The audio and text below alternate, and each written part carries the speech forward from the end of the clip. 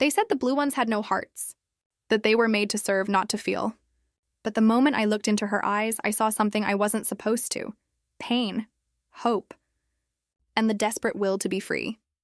In a crowded human market, 3 alien women sat under the sun, their skin glowing like lost stars, their silence louder than any scream. People came to trade, to stare, to own, but none dared to ask what it felt like to lose your sky, your world, your name. The man holding the coin thought he was buying property. He didn't know he was buying a story, one written in tears and blood, carried across galaxies. And that little girl beside him, she would remember this day forever, because she would be the one to choose between the world that enslaved and the hearts that bled for freedom. Sometimes humanity is not found in humans. Sometimes it lives in the eyes of those we call others. The marketplace smelled of dust, metal, and memory. The air shimmered with heat, and the sound of hundreds of voices mixed with the crackle of oil lamps and the creak of wooden stalls. People traded everything here, from rusted weapons to whispers of forgotten gods. But that day, the noise fell silent when the blue-skinned women arrived. They were led in by guards wearing black armor, chains around their wrists that glowed faintly with a strange golden light. Their eyes were calm, too calm, like oceans that had seen too many storms. The crowd parted as they were made to sit on a raised wooden platform. 3 of them. Identical faces, identical sorrow. Their hair shimmered like melted silver under the sunlight, and their clothes were little more than rags of fabric from another world. Children stopped playing. Merchants stopped shouting. Even the birds seemed to hush. People whispered. Are they real?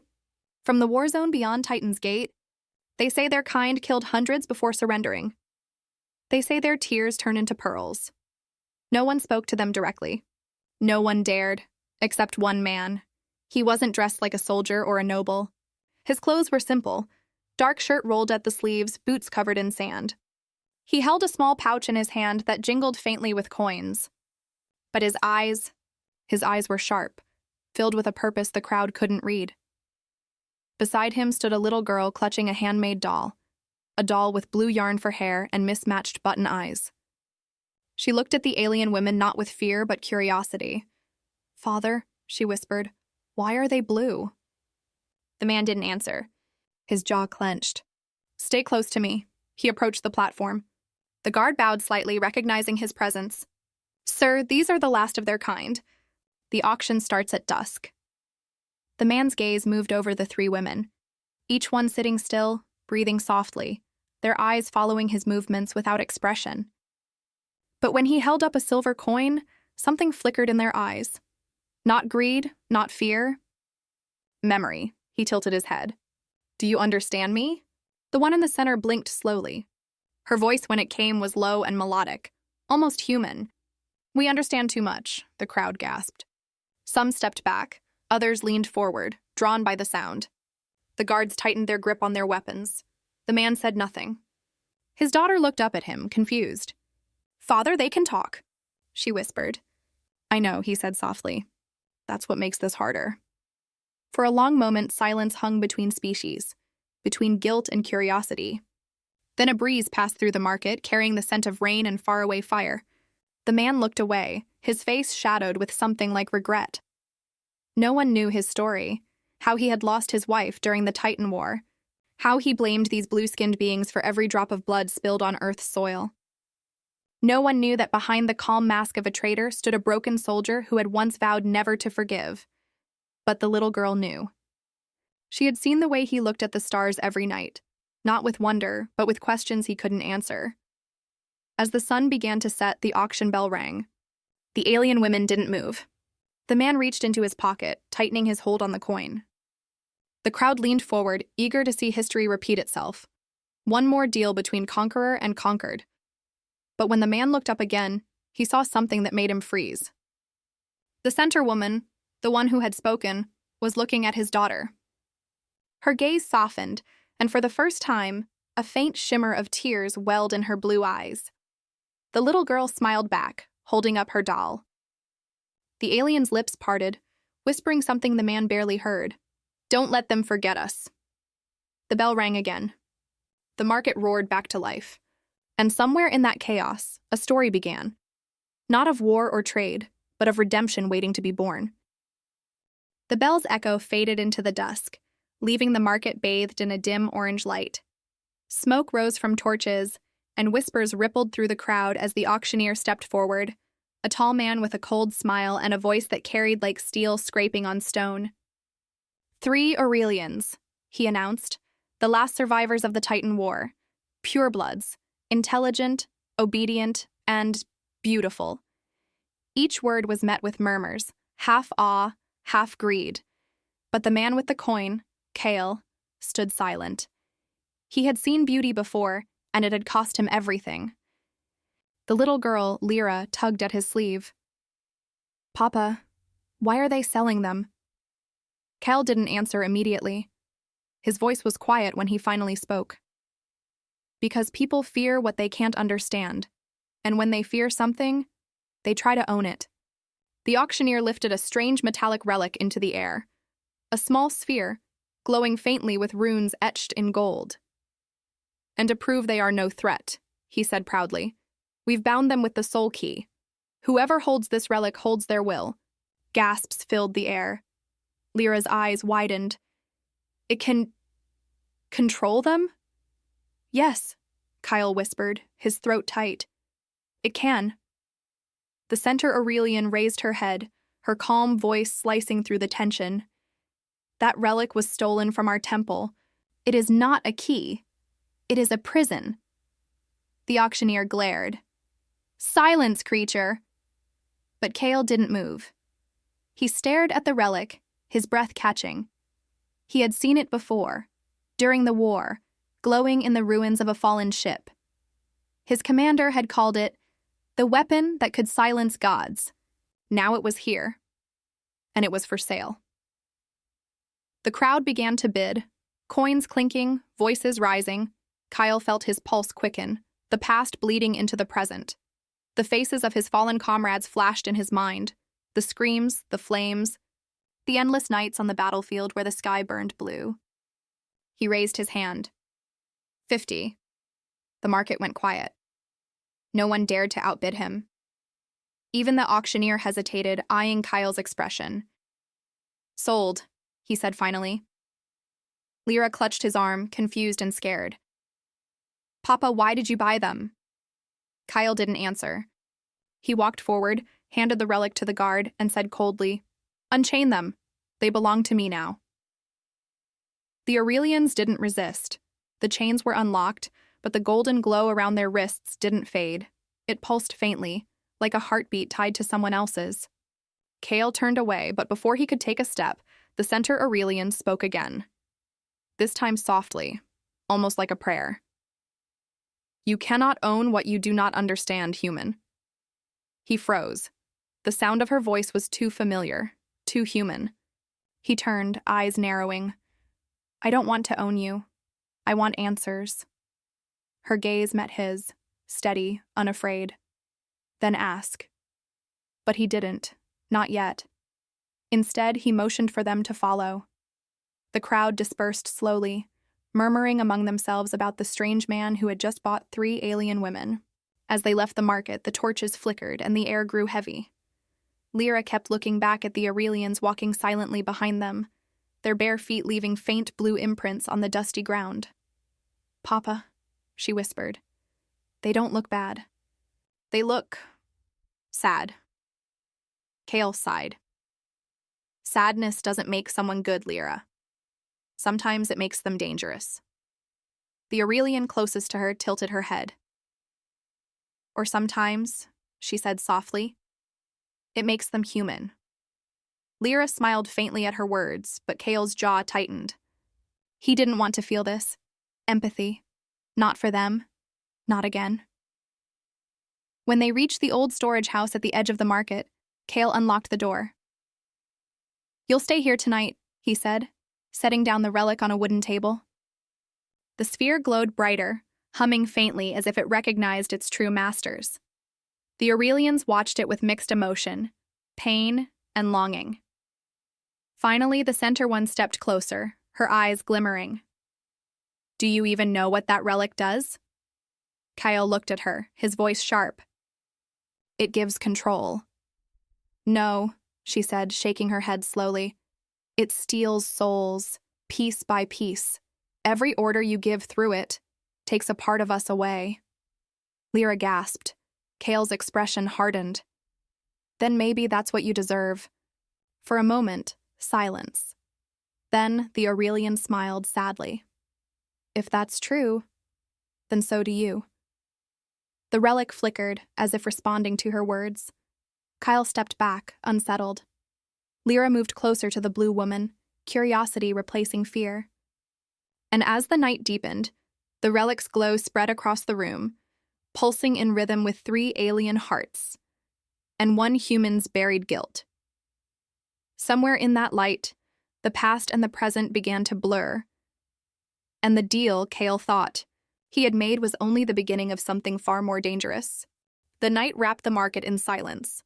The torches outside had burned out, leaving only the faint bluish glow of the relic on the table. Its pulse filled the old storage house like a heartbeat, steady and unnerving. Lyra sat cross-legged on the floor, her doll in her lap, eyes fixed on the 3 alien women. They hadn't moved for hours. Their stillness was almost sacred, as if they were listening to something no one else could hear. Kyle stood by the door, arms crossed, lost in thoughts that refused to quiet. He told himself he was in control, that the relic, the Aurelians, all of this was just part of understanding the enemy. But deep down, a small voice whispered the truth. He didn't know what he was doing anymore. Finally, Lyra spoke. Do you have names? The 3 women looked at her. After a pause, the one in the center answered. Once, yes. But when they took our voices, they took our names too. That's sad, Lyra said softly. It is, the Aurelian replied, but sadness reminds us that we are still alive. Kale turned his head slightly, pretending not to listen, but the words pierced deeper than he expected. Lyra tilted her head. If you don't have a name, I can give you one. The Aurelian's eyes softened, like the shimmer of moonlight on still water. You would give what was stolen from us? Yes, Lyra said simply. Because everyone should have a name. Kyle exhaled sharply. Lyra, but the Aurelian smiled faintly. Then what will you call me? Lyra thought for a long moment. Then she said, Irea, it means hope. I read it in an old book. Irea. The word lingered in the air, alive with quiet power. The 2 other Aurelians exchanged a look, something between sadness and gratitude. For the first time, the tension in the room eased.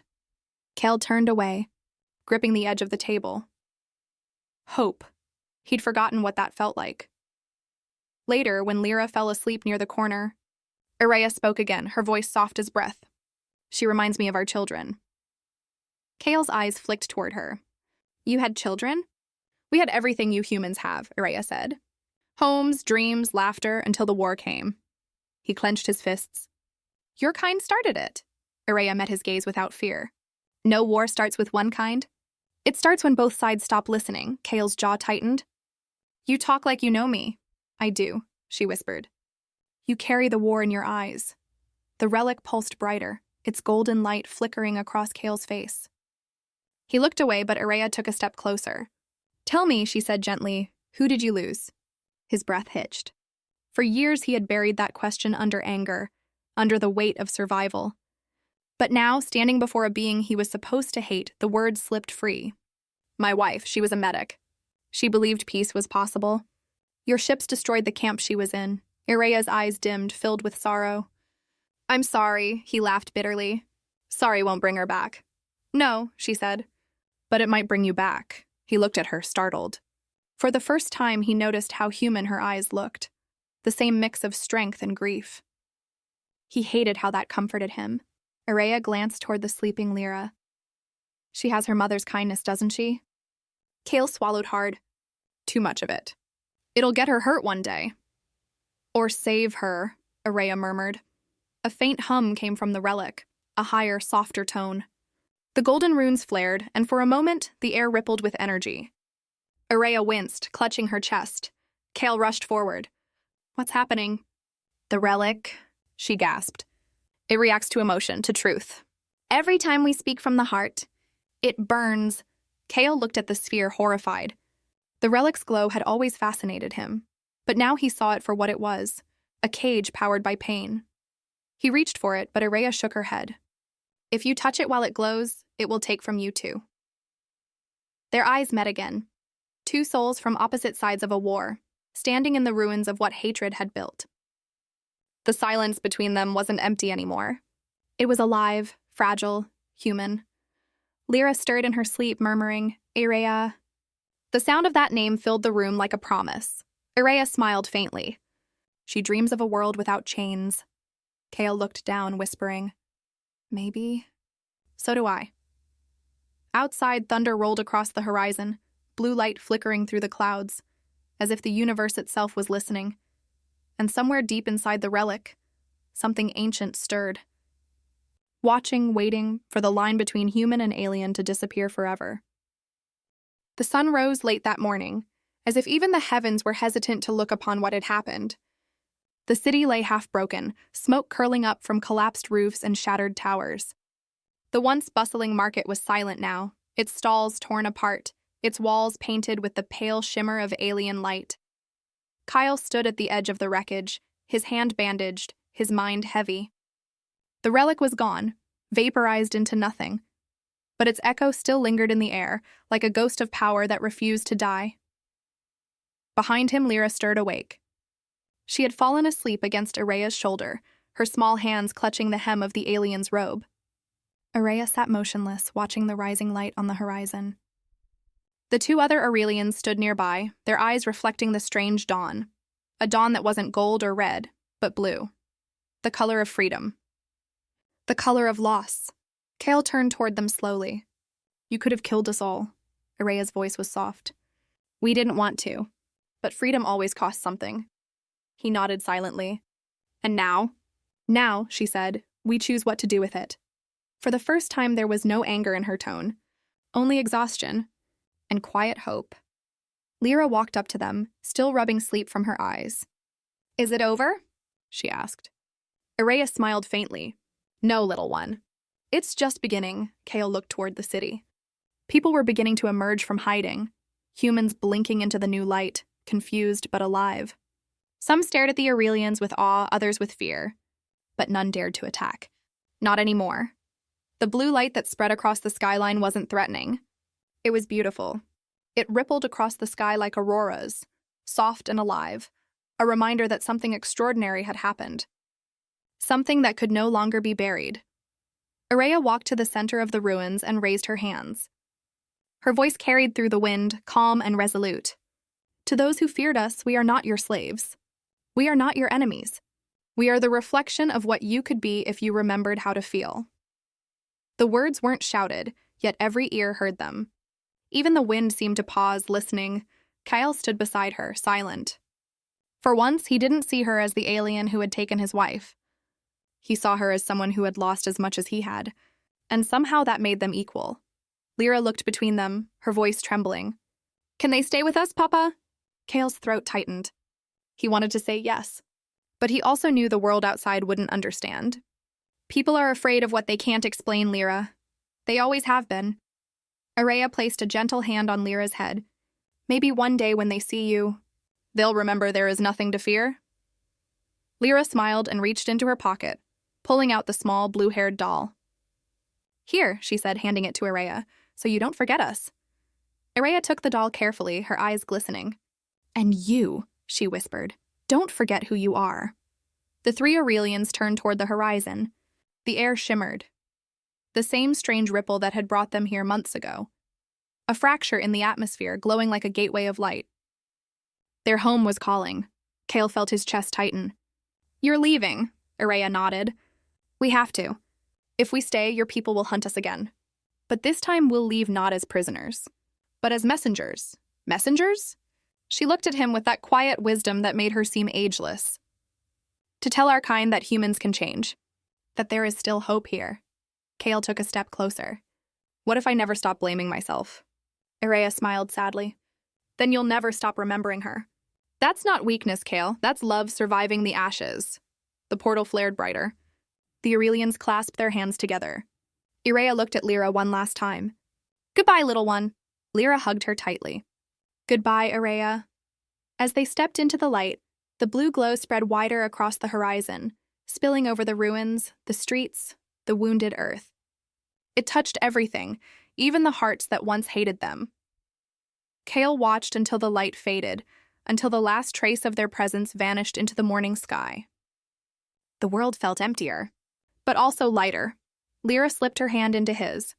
"Papa," she said softly, "do you think they'll come back?" Kale looked up at the endless blue above them. "If we deserve it," he said, "they will." And as the first true sunrise broke through the clouds, the world below reflected shades of blue and gold, the memory of two worlds meeting, clashing and finally understanding. It was no longer the dawn of conquest. It was the blue dawn, the first day of a world reborn in empathy, not fear. The storm arrived before dawn. Thunder rumbled like distant war drums, and lightning flashed blue against the clouds, the same color as the Aurelian's skin. Kale hadn't slept. He sat near the window, staring at the relic glowing faintly on the table. Every few seconds it pulsed, as if breathing. Aurea and the other two Aurelians sat motionless in the corner, eyes closed, whispering softly in their language, words that sounded like songs carried on wind. Lyra slept nearby, her small hand resting against her doll's chest. The room felt heavy, like something was about to break. Kyle rubbed his temples. He'd spent half the night trying to convince himself that buying them had been a mistake, that he could sell them again, hand them off, walk away. But something inside him had changed. The hate he'd carried for years was now confused. He didn't know what to do with the ache that had replaced it. A faint hum cut through the air. The relic brightened suddenly, casting gold light across the room. The Aurelians opened their eyes in unison. Aurea stood. "It's waking," Kale frowned. "What do you mean, waking?" "It's just a device." She looked at him with quiet urgency. "It's not a device. It's alive." Before he could reply, the sphere floated off the table, rising slowly into the air. Its glow turned fierce, almost blinding. Runes flared around the walls like living veins of light. Lyra woke up with a gasp. "Papa!" Kale grabbed her, pulling her close. "Stay behind me." The Aurelians backed away. Their chains, the invisible golden marks on their wrists, began to shimmer. Aurea cried out in pain as energy crackled through her veins. Kale rushed forward. "Make it stop!" "I can't," she shouted. "It feeds on emotion, fear, anger, guilt." "It's reacting to you." He froze. The relic pulsed faster, its glow syncing with his heartbeat. Every surge of his panic made it stronger. Aurea fell to her knees. The two other Aurelians gripped their heads, gasping as if suffocating. "It's drawing from us," she screamed. "It's taking our memories, our souls." Lyra broke free from Kale's grip and ran toward Aurea. "Stop hurting her!" she shouted, wrapping her arms around the blue woman. The relic's glow flickered, slightly dimming. Kale stared. "Lyra, what did you just do?" Aurea gasped for breath. "Compassion weakens it." "What?" "When you show mercy, it loses strength." "It cannot feed on love." Kale's mind raced. He looked at the relic, the weapon that had fueled years of hatred, and saw it trembling, unstable. He stepped forward, placing his hand on Lyra's shoulder. "I'm sorry," he whispered. Not to her. Not even to himself, but to Aurea. "I should have listened sooner." The relic flared violently. Rejecting his words, trying to hold on to the darkness. Lightning exploded outside, shaking the walls. Kale grabbed the sphere, ignoring the heat searing his skin. The pain was unbearable, but he didn't let go. Aurea stood, eyes blazing. The golden chains around her wrists shattered into shards of light. The other two followed, their energy bursting like a storm unleashed. Kale shouted over the roar, "What's happening?" Aurea's voice echoed, filled with power. "We're taking back what was stolen." The relic cracked. A wave of blue and gold light surged outward, slamming into the walls and shattering the glass. The energy spread through the city. Torches flickered, machines sparked, and the sleeping marketplace awoke in chaos. People screamed as lights exploded above them. Some saw the sky itself turn blue, a ghostly reflection of the Aurelian's world. Inside the room, Kale fell to his knees, clutching Lyra. "Aurea, stop! You'll kill yourself!" Aurea turned toward him, her expression fierce but gentle. "No, Kale, we're freeing ourselves."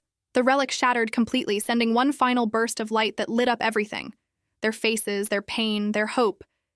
And then... silence. When the light faded, the relic was gone. The room smelled of rain and burnt metal. The Aurelians stood free, their skin glowing faintly, but their chains gone forever. Kale opened his eyes slowly. His hand was burned, but alive. Lyra was safe. Araya stood before him, breathing hard but smiling for the first time. "It's over," she said softly. Kale shook his head, looking at the destruction outside. "No, it's just beginning. They'll come for you now." Araya looked at the horizon where dawn was breaking through the clouds. "Then we'll face them together." Kyle stared at her, the enemy he was supposed to hate, and felt something he hadn't in years: peace. Outside, the first blue rays of morning touched the earth, not from the sun, but from the Aurelians themselves. And in that light, humanity saw its own reflection, fragile, flawed, and finally awake.